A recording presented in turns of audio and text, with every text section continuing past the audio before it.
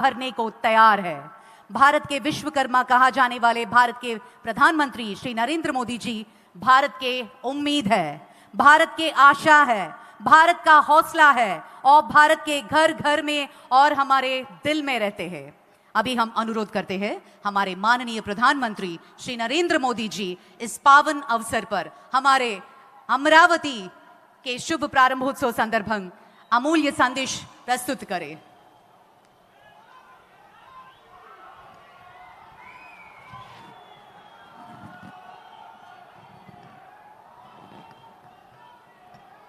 కాని వాళ్ళకంటే నమాజ్ చేసి तल्ली दुर्गा भवानी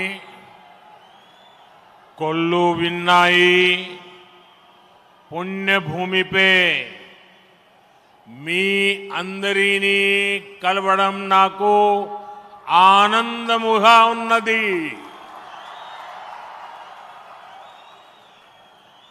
आंध्र प्रदेश के राज्यपाल सैयद अब्दुल नजीर जी,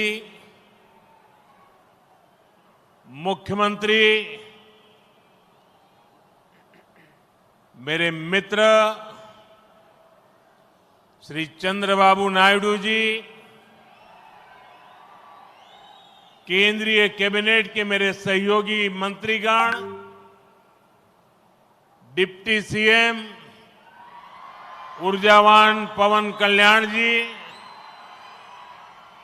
राज्य सरकार के मंत्रीगण, सभी सांसद और विधायकगण और आंध्र प्रदेश के मेरे प्यारे भाइयों और बहनों,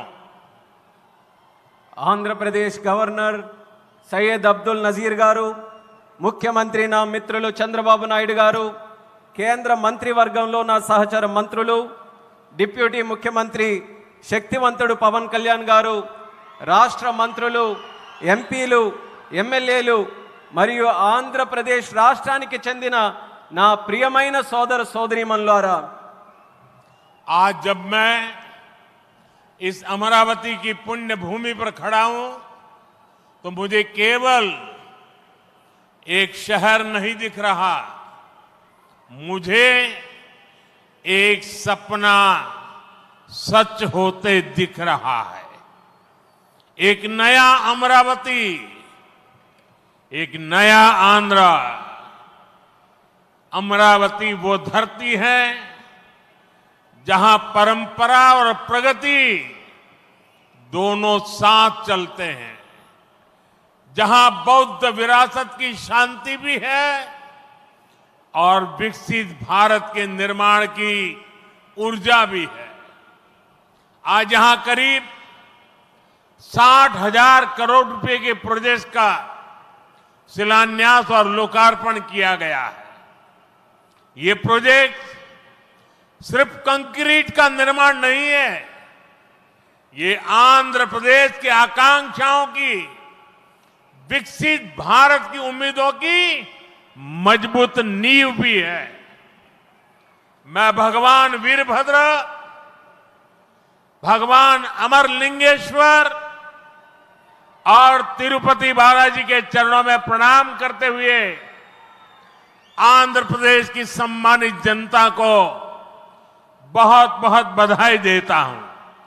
मुख्यमंत्री चंद्रबाबू नायडू गारू और पवन कल्याण जी को भी मैं बहुत बहुत शुभकामनाएं देता हूं। అమరావతి అనే పుణ్యభూమిపై ఈ రోజు నేను నిలబడి ఉన్నప్పుడు నాకు కనిపిస్తున్నది ఒక నగరం మాత్రమే కాదు, నాకు ఒక కల నిజమవుతుంది అన్న భావన కలుగుతుంది। ఒక కొత్త అమరావతి, ఒక కొత్త ఆంధ్రప్రదేశ్। అమరావతి అంటే సాంప్రదాయం మరియు పురోగతి కలిసి నడిచే భూమి। ఇక్కడ బౌద్ధ వారసత్వం యొక్క శాంతి ఉంది, అలాగే వికసిత భారతదేశాన్ని నిర్మించుకోగలిగిన శక్తి కూడా ఉంది।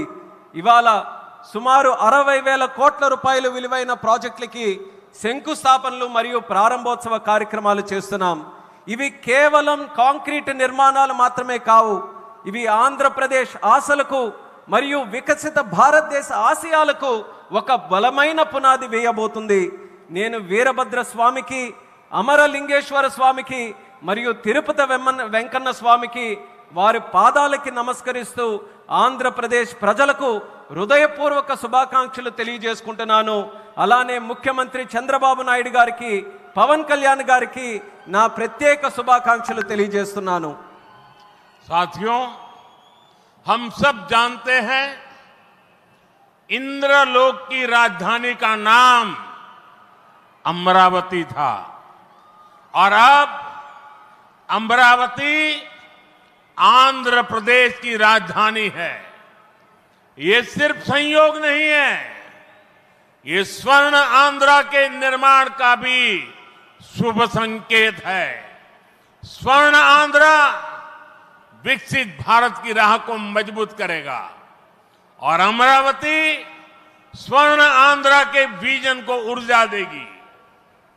अमरावती केवलम ओक नगरम का दो, अमरावती ओक शक्ति आंध्र प्रदेश नो आधुनिक प्रदेश का मार्चे शक्ति आंध्र प्रदेश नो अधुनातन प्रदेश गा मार्चे शक्ति। మిత్రులారా, ఇంద్రుడి తాలూకా రాజధాని పేరు అమరావతి అని మన అందరికీ కూడా తెలుసు. ఇప్పుడు అమరావతి మన ఆంధ్రప్రదేశ్ రాష్ట్రానికి రాజధానిగా నిలిచింది. ఇది కేవలం యాదృచ్ఛికం కాదు, ఇది స్వర్ణ ఆంధ్రప్రదేశ్ రాష్ట్ర నిర్మాణానికి శుభ సూచకం అనేది తెలియజేస్తున్నాను. స్వర్ణాంధ్ర వికసిత భారతదేశ సంకల్పానికి బలమిస్తుంది. అలానే అమరావతి మన స్వర్ణాంధ్ర విజన్ కు శక్తినిస్తుంది. అమరావతి అంటే కేవలం ఒక నగరం కాదు, అమరావతి ఒక శక్తి. ఆంధ్రప్రదేశ్ కు ఆధునిక ఆంధ్రప్రదేశ్ గా అధునాతన ఆంధ్రప్రదేశ్ గా మార్చే శక్తి అని తెలియజేస్తున్నాను. साथियों, अमरावती एक ऐसा शहर होगा जहां आंध्र प्रदेश के हर नौजवान के सपने साकार होंगे।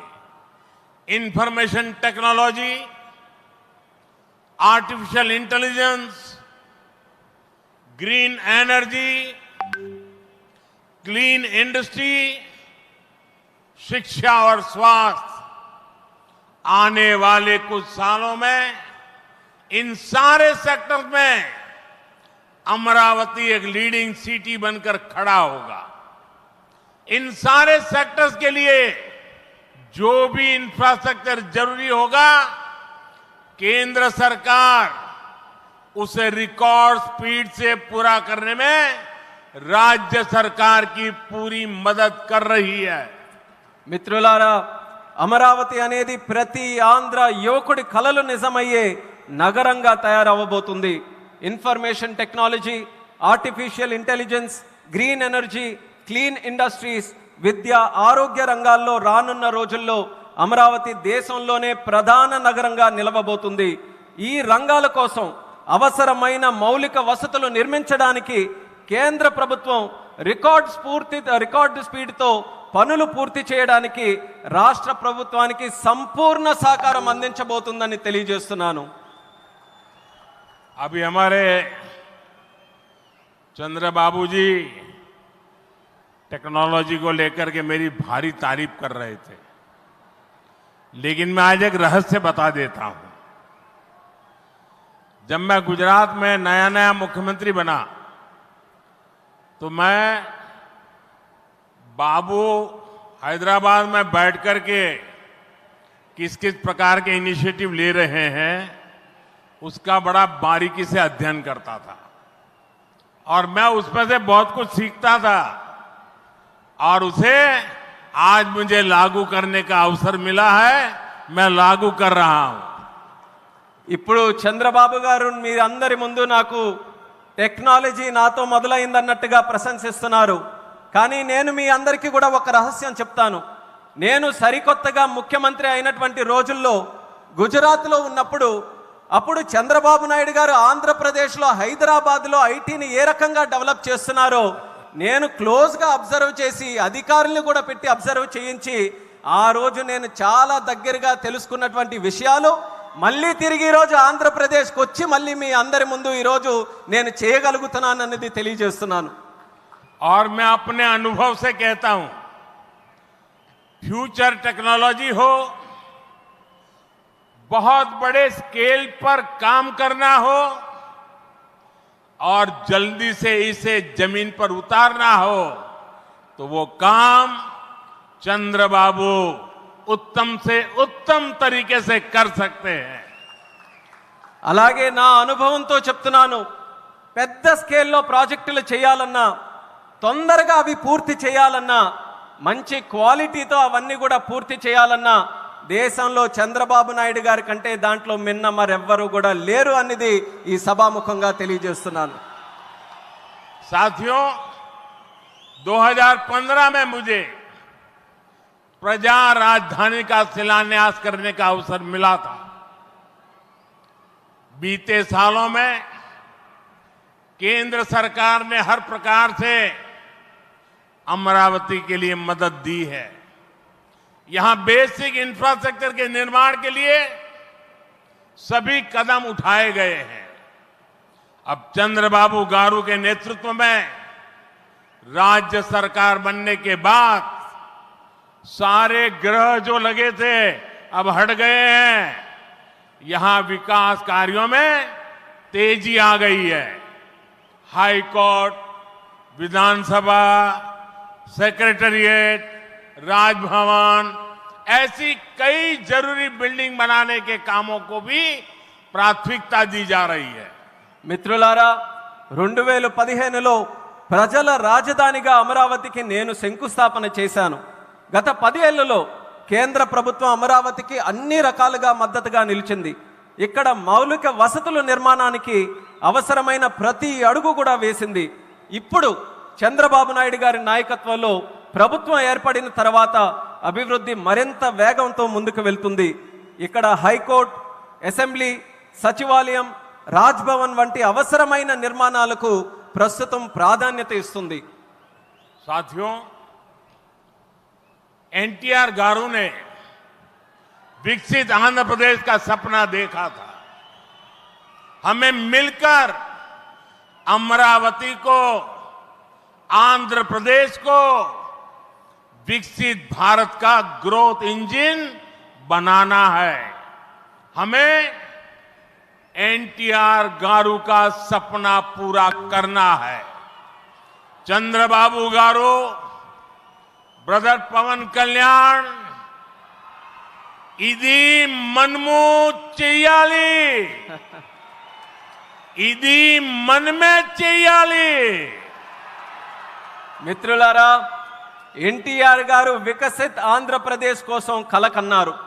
మనమందరం కలిసి అమరావతి మరియు ఆంధ్రప్రదేశ్ని వికసిత భారతదేశానికి గ్రోత్ ఇంజిన్గా తయారు చేయాలి।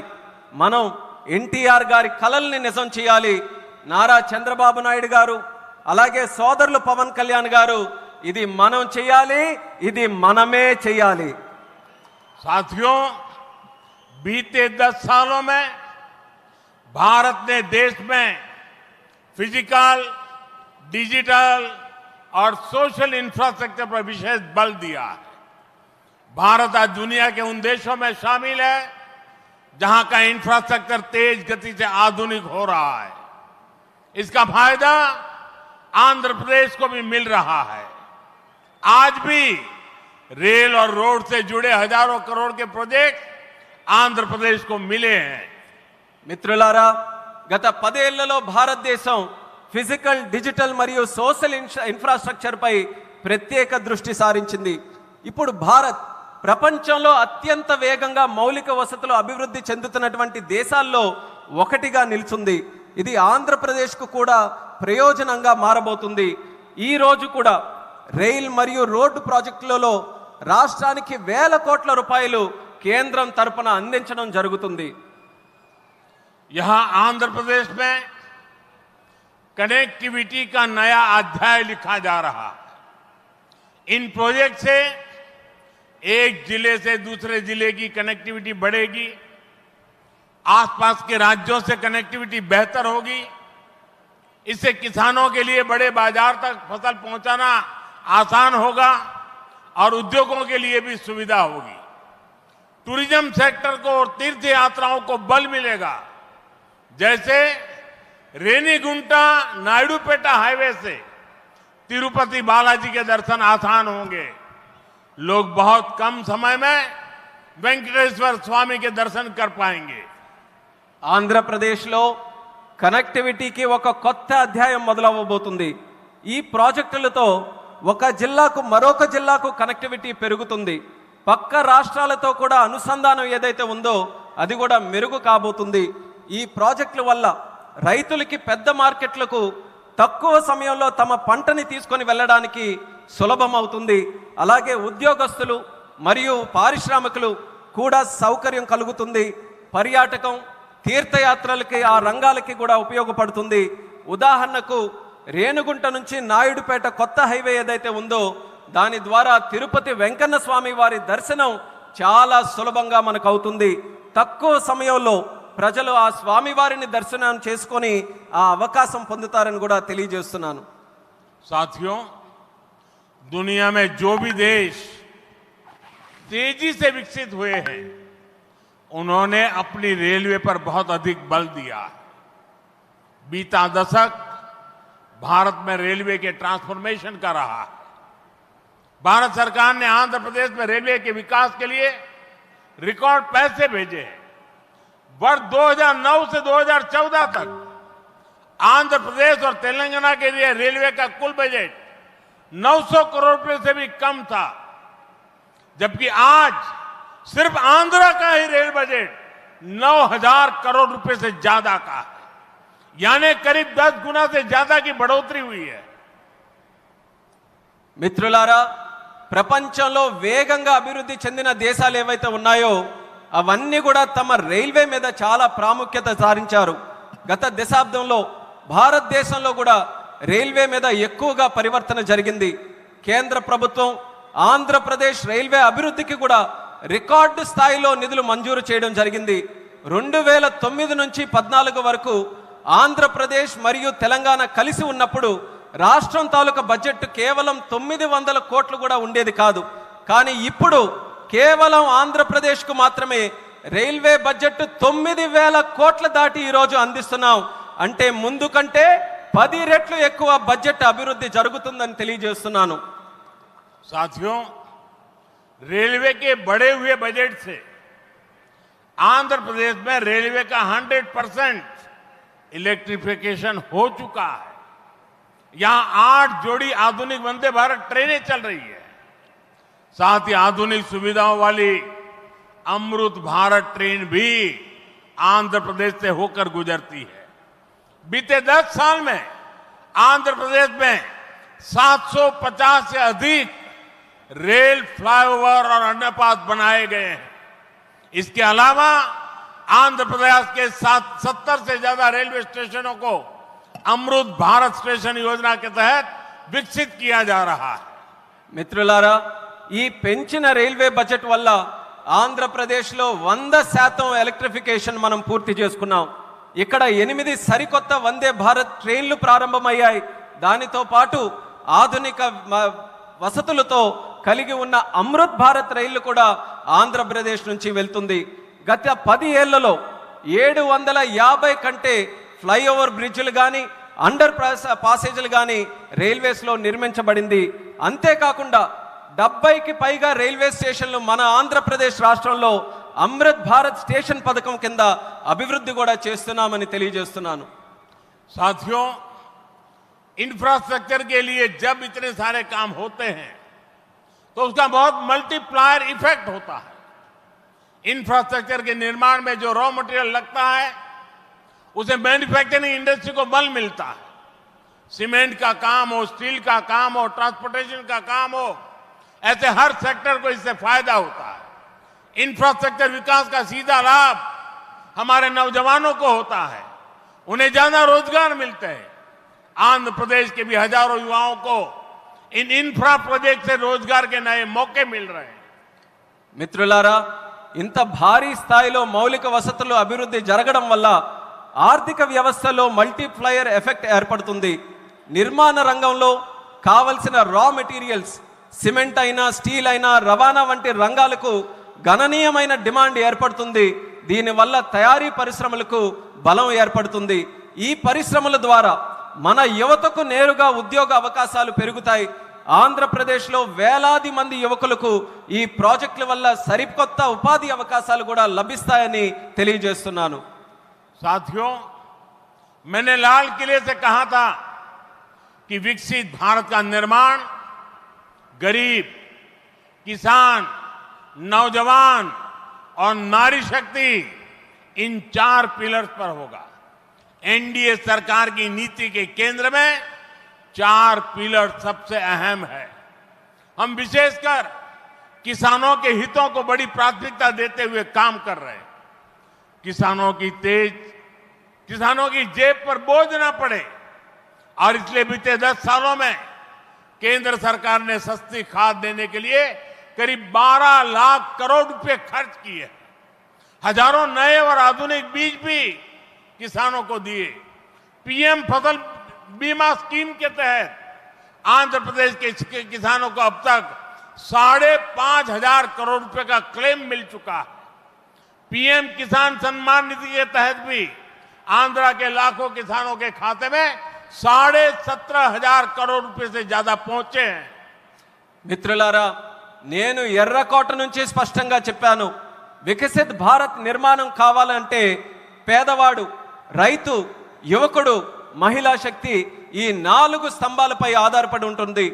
ఎన్డీఏ ప్రభుత్వ విధానాల్లో కూడా ఈ 4 స్తంభాలు కేంద్ర బిందువుగా పెట్టుకొని పనిచేస్తున్నాం. రైతు ప్రయోజనాలు అత్యంత ప్రాధాన్యత తీసుకుంటూ మేమందరం కూడా కేంద్రంలో పనిచేస్తున్నాం. రైతు జేబులకి భారం పడకుండా ఆ ఉద్దేశంతో గత 10 ఏళ్లలో ఎరువుల కోసం ఏకంగా 12 లక్షల కోట్ల రూపాయలు ఖర్చు కేంద్ర ప్రభుత్వం చేసింది. 1000కి పైగా సరికొత్త మరియు ఆధునిక విత్తనాలు కూడా రైతులకి అందించబడ్డాయి. పీఎం పంట బీమా యోజన కింద ఆంధ్రప్రదేశ్ రైతులకు ఇప్పటి వరకు 5,500 కోట్లు నష్టపరిహారం కూడా చెల్లించాం. పీఎం కిసాన్ సమ్మాన్ నిధి ద్వారా లక్షలాది మంది ఆంధ్రప్రదేశ్ రైతుల ఖాతాల్లో 17,500 కోట్ల వరకు వాళ్ళందరికీ కూడా నిధులు జమ చేశామన్నది గర్వంగా తెలియజేస్తున్నాను.